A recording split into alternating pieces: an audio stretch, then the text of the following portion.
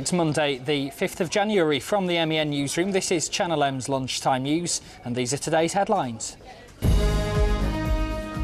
Armed standoff, a man's being questioned after a 36-hour siege in Wigan. We had no contact with him for several hours, and we'd had no information to confirm whether or not the other gentleman at the premises was in good health. Also this lunchtime, we're on Cameron Street in Bolton ahead of our live debate with David Cameron, this time tomorrow. It's the risk of redundancy. I'm really worried about that with the recession and everything, because if I get made redundant, we're screwed really, we've had it. Plus, reunited after 39 years, the brother and sister who were never more than streets apart. I could not believe it. So I just said to her, I'm coming round. And that was it. I just went round and she opened the door to me, that was it. Literally fell in each other's arms and wow.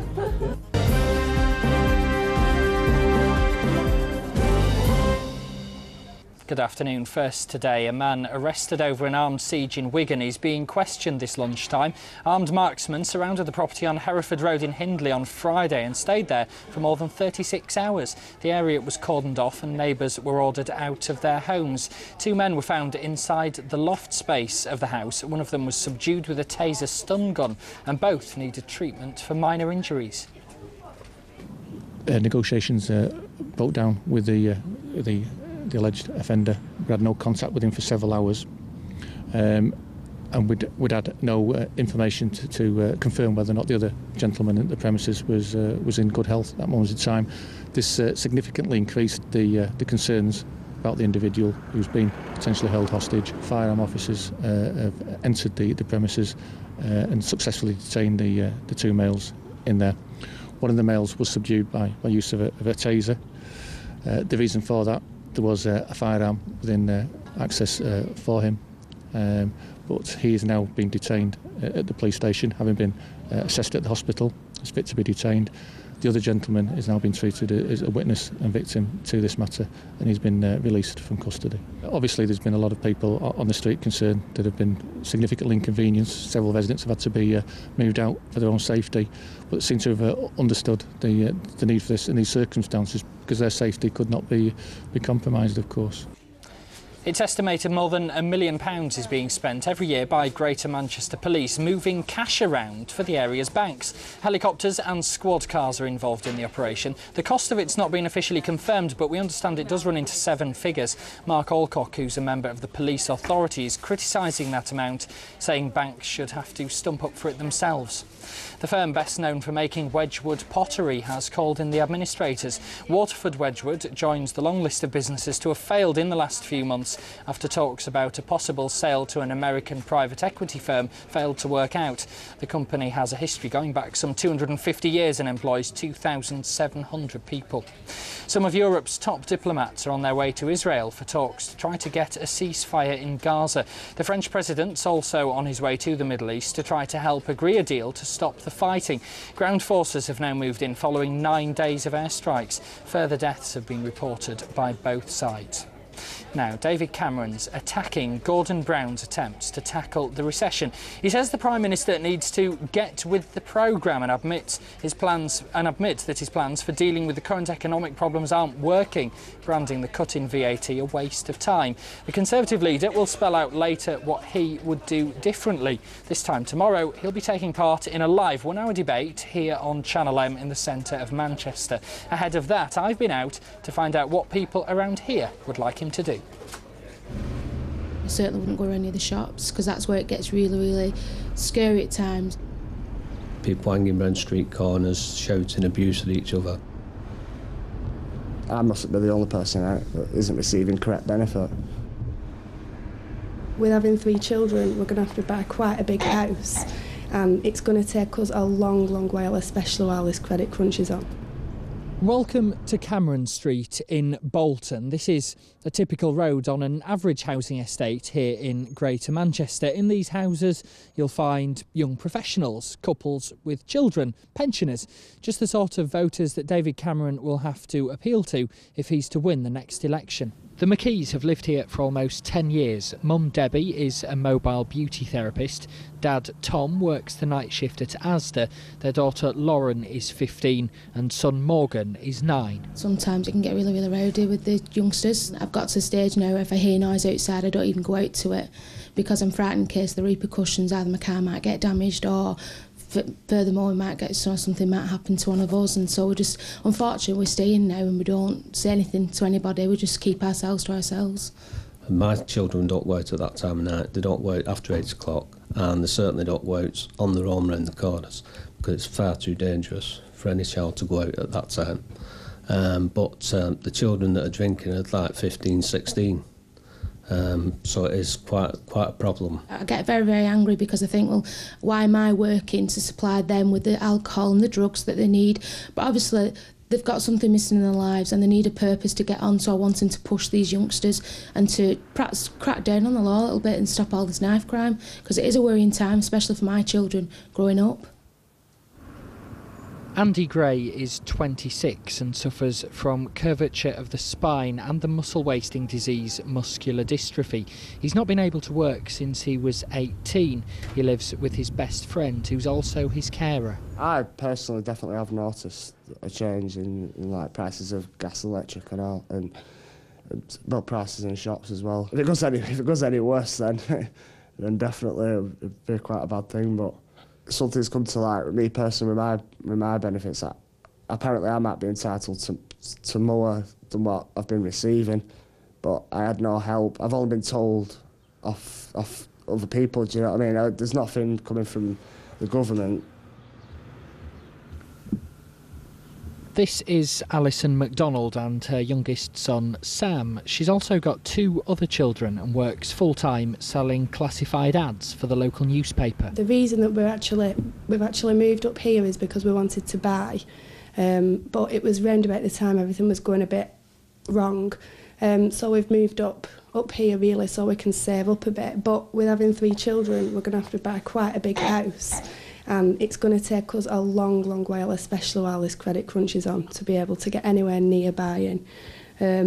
Also, it's the risk of redundancy. I'm really worried about that with the recession and everything, because if I get made redundant, we're screwed, really. We've had it. The prices, even just little things like nipping to Asda for your weekly shop and for things for the kids, you can see already it's going up and up and up. Even with the VAT cut, it's so much more than I'm used to spending, and it's just skinting people. So there you have it, the thoughts of just a few families from this street about the sorts of issues and priorities that they'd like David Cameron to tackle. Many of them, of course, don't have quick or easy solutions, but they're solutions he'll have to find if the next time he moves house it's to be to number 10 Downing Street. Well, if you'd like the chance to question David Cameron in that debate, which we'll broadcast live in a specially extended lunchtime news from 11:30 tomorrow, email us newsdesk@channelm.co.uk. Tell us who you are, where you're from and what you do, and also send us the question you'd like to ask the Conservative leader. That email address, again, newsdesk@channelm.co.uk. More of the day's top stories now. A Greater Manchester police officer appeared in court accused of misconduct. PC Robert Bowen from Rochdale was charged with willful misconduct in a public office last month. It follows a 10-month investigation by the force's Professional Standards Branch. He's been bailed to appear in court again later this month. There was more disruption for the area's commuters earlier, despite engineers working right through the night to get the West Coast main line reopened.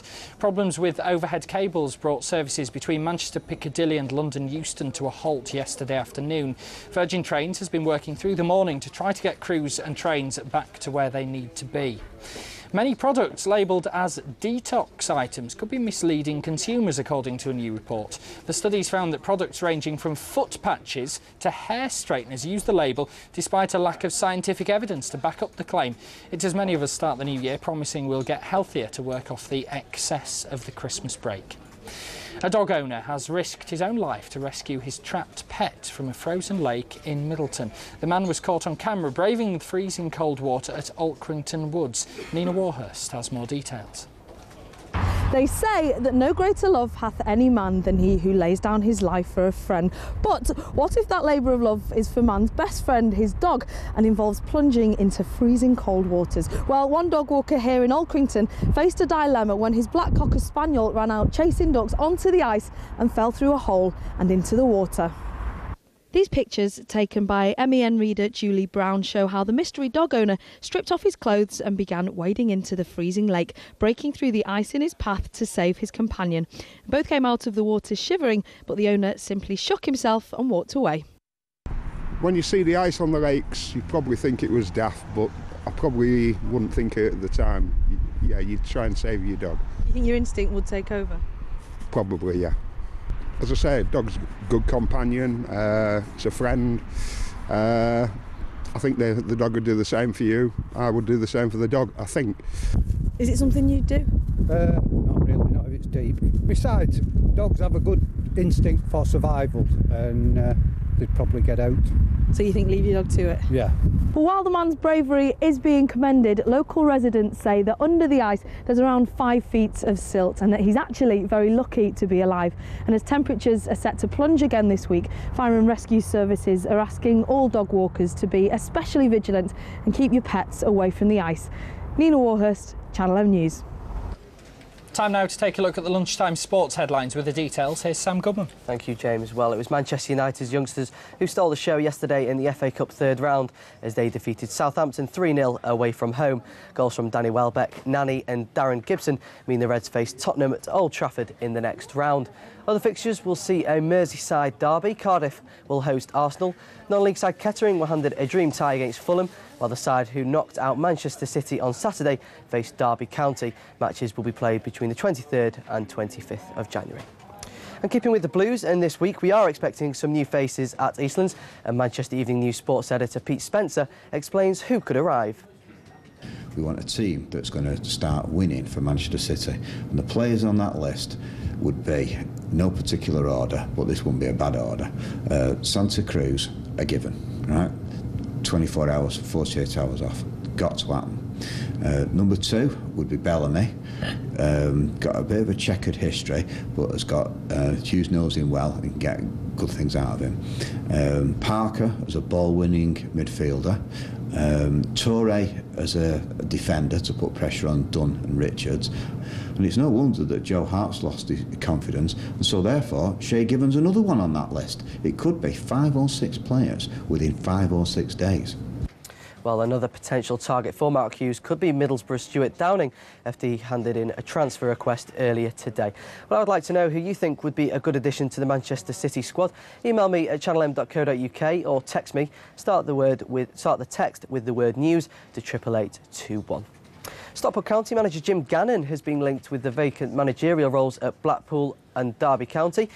Stockport County's MD Mark Maguire said he won't stand in Gannon's way if either club were to approach him.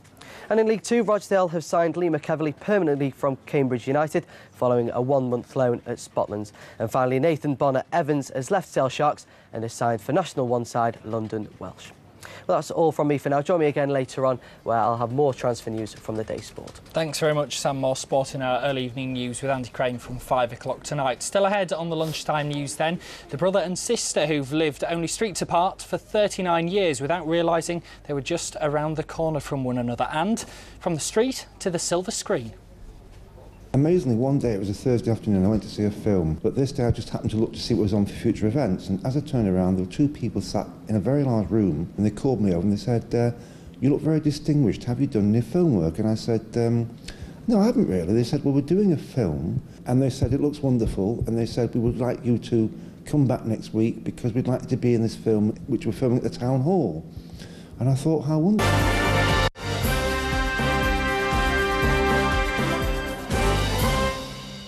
Welcome back to Channel M's Lunchtime News. We're here every day between 12 and 1 with all of Greater Manchester's headlines. You can always check out our reports online as well at channelm.co.uk.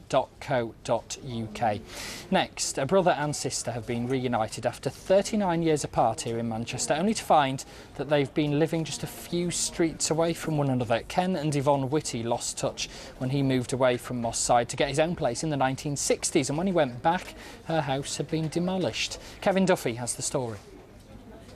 Merry Christmas. Merry Christmas, Ken. Thanks a lot.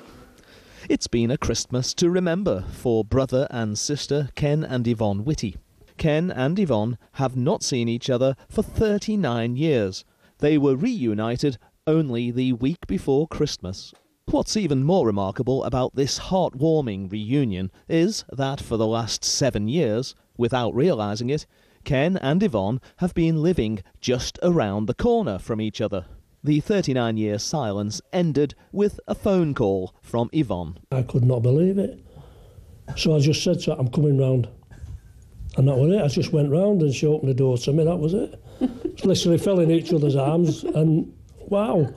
You know, it was like, it's like it's meant to be at this point in my life, I think, really. That's it. It's just come to this and that's it. Yvonne got Ken's phone number after his appeal letter appeared in the Manchester Evening News In Touch column. Oh, I said, you're looking for your sister? And he says, I certainly am. And I said, let me think now. I think you said it's Yvonne. Oh, I said, well, you've just found her. That was what I said. You've just found her. Yeah. For years, Ken and his sister Yvonne have been blissfully unaware that they've both been going in and out of the same places, like the local library, the local supermarket. In future, they can have the occasional shopping trip together. Oh, it's great now. It's terrific. Fabulous now, yeah, fabulous. I feel a whole person again now. Yeah. You know, now the two of us are back together again. I always felt lonely from day one. I always felt as if I was on my own, even though I've got 4 kids, grandchildren, we had foster kids and all that. I mean, as I say, it was very busy. But always at the back of my mind, I always felt sort of lonely. So, for Ken and Yvonne, a happy new year. Kevin Duffy for Channel M News. A homeless man has turned his life around after a chance meeting with a movie casting agent. Raymond Emmanuel now has a role as an extra in the film Sherlock Holmes, which was shot in Manchester late last year. Hello, my name's Raymond Emmanuel. I had a mother I looked after for quite some time who unfortunately one day died from cancer, and about 2 years ago I found myself homeless and living on the streets, and this is where I lived.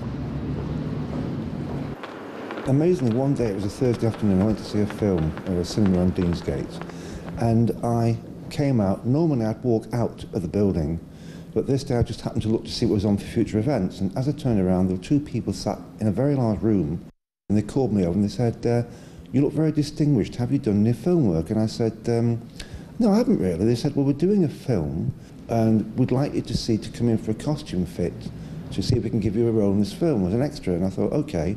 So the next day I went in to the same place and I was fitted out in Victorian clothing, and they said, it looks wonderful, and they said, we would like you to come back next week because we'd like you to be in this film, which we're filming at the town hall. And I thought, how wonderful. Amazing. Jude Law was on set. I saw him quite a few times, and we were watching him being directed by Garrett, which I saw quite a lot of. It just was great to see these people who you've seen on television, plays and films all the time, and to actually see how they're being directed. That was one of those things we did, and it was great to be on set with these people. I would like to hopefully think that the future, maybe there's some other work involved I can go to, but in saying that, I am actually also looking to get a job and get full-time employment, and that is my aims for the future. Now, a teenager from Middleton's proved he really is the king of the road at his first attempt. The 17-year-old has passed his driving test, and not only that, he's done it flawlessly. Georgia Calvin-Smith has been to meet him. It's the stuff of dreams for learner drivers everywhere. Despite being nervous on the day of his first shot at his driving test, Niall Beard stayed perfectly calm and achieved a perfect pass. I didn't think I'd passed it, to tell you the truth. I was quite amazed when he said I'd passed, and then he said I didn't pass with any faults. I could not believe it. What do you think is responsible for the fact that he took to driving so well? Tom, he takes his work very seriously. When he got out of the car, obviously congratulating him, and he said, I can't believe it, I've got no faults.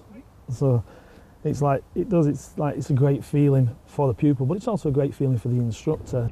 Niall's driving instructor Tom was stunned by the outcome of the test, but feels that with the right attitude and dedication, any learner driver can steer themselves towards similar success. I've been teaching for a long while. Niall's the first one I've had who's got 0 faults. I've had quite a few with 1s and 2s. When he first started, he listened. You could tell he was listening with intent to everything you said, and it goes for when people are learning, you try and impose on them. You know, listen to what your instructor's saying to you, because it's there to help you. Niall's perfect score is made even more impressive by the fact that it was achieved after only 22 hours of lessons, substantially less than the average tuition time for pupils, which stands at around 35 to 40 hours. Niall says that his drive to succeed was fueled by a combination of good teaching and a touch of sibling rivalry. My older brother passed first time, so I wanted to beat him. He got 7 faults and I beat him, so I'm quite happy. Less than 3% of learner drivers taking their driving test for the first time managed to pass without making any mistakes.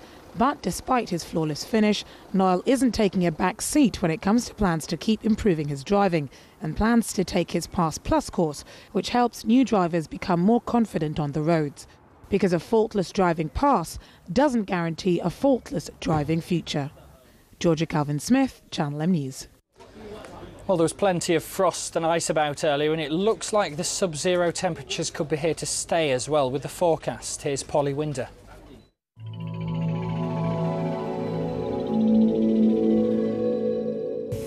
Well, we had a very cold start to this morning, and as you can see there across Manchester, it's a pretty cool day. We're getting snow and sleet in some places and rain and sunshine in others. Maximum temperatures today between around 3 and 5 degrees. So talking you through this morning, after an icy start with snow flurries, it's becoming dry and sunny for the rest of the day. Feeling very cold though, in a light to moderate north-easterly breeze with maximum temperatures there, as I said, of around 3 to 5 degrees. This evening it's going to be dry, very cold and predominantly clear throughout the evening and night with a widespread hard frost, possible freezing fog patches in rural areas of Greater Manchester later in the night.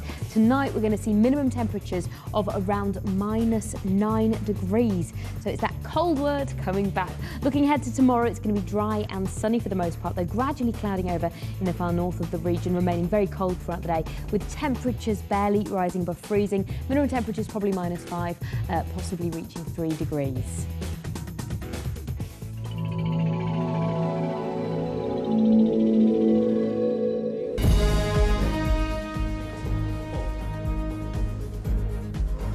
You're watching Channel M's Lunchtime News. Our main headlines this afternoon. A man arrested after a 36-hour armed siege in Wigan is being questioned. Police surrounded a house in Hindley on Friday afternoon and eventually broke inside early yesterday morning. They found 2 men in the loft and had to subdue one of them with a taser stun gun. Greater Manchester Police is being criticised for the amount it spends on security for transferring cash between the area's banks. It's understood the bill from taxpayers' cash runs to £1 million a year. The firm that's famous for making Wedgwood pottery has gone into administration. Waterford Wedgwood employs 2,700 people. Don't forget to join us tomorrow lunchtime at the earlier time of 11:30 for all the day's main headlines from across Greater Manchester. During that specially extended programme, we'll bring you that live debate with the Conservative Party leader David Cameron. You can text your questions in for him to us, newsdesk@channelm.co.uk. Tell us who you are, where you're from, what you do and your question. newsdesk@channelm.co.uk. But for today, that's all from the Lunchtime News. More with Andy Crane from 5. Have a very good afternoon. Bye-bye for now.